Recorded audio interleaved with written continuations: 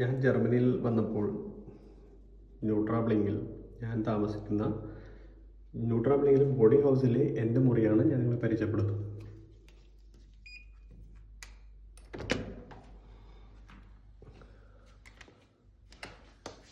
മുറിക്കകത്തേക്ക് കയറുമ്പോൾ താഴെ തന്നെ എല്ലാ ഫെസിലിറ്റിയും ഒരുമിച്ച് തന്നെ കൊടുത്തിട്ടുണ്ട്. ഇവിടെ താഴെ നമ്മൾക്ക് ഭക്ഷണം കഴിക്കാനുള്ള ടേബിൾ, പിന്നെ ഇവിടെ വർക്കിംഗ് ടേബിൾ, പിന്നെ ഇവിടെ തന്നെ കിച്ചനും പ്രൊവൈഡ് ചെയ്തിട്ടുണ്ട്.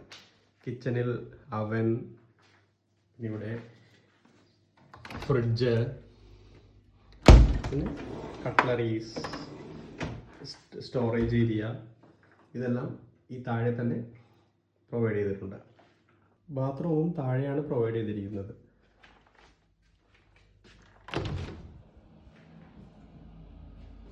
ബാത്റൂമിൽ വെറ്റ് ഏരിയ, ഡ്രൈ ഏരിയ എല്ലാം സെപ്പറേറ്റ് ചെയ്ത് നല്ല ക്ലിയർ ആയി തന്നെ കൊടുത്തിട്ടുണ്ട്.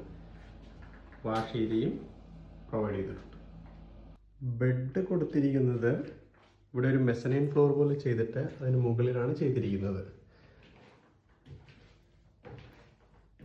അതിലേക്ക് പോകാനൊരു സ്റ്റെപ്പ് പ്രൊവൈഡ് ചെയ്തിട്ടുണ്ട്. അത് വുഡിലാണ് ചെയ്തിരിക്കുന്നത്. ഇതാണ് ബെഡ് സ്പേസ്. ഇവിടെ ഒരു കിങ് സൈസ് ബെഡ് പ്ലസ് നമുക്ക് ഡ്രസ്സെല്ലാം എടുത്ത് വയ്ക്കാൻ പറ്റിയ കപ്പോർഡ്, പിന്നെ ഡ്രസ്സ് അയൺ ചെയ്യാനുള്ള ഒരു ഫെസിലിറ്റി ഇവിടെ പ്രൊവൈഡ് ചെയ്തിട്ടുണ്ട്. ഈ മുറിക്കായി നമ്മൾ ഒരു ദിവസം പേ ചെയ്യുന്നത് 55 യൂറോസാണ്. ഇതിൽ നമ്മൾക്ക് ബ്രേക്ക്ഫാസ്റ്റ് ഒന്നും ഇൻക്ലൂഡഡ് അല്ല.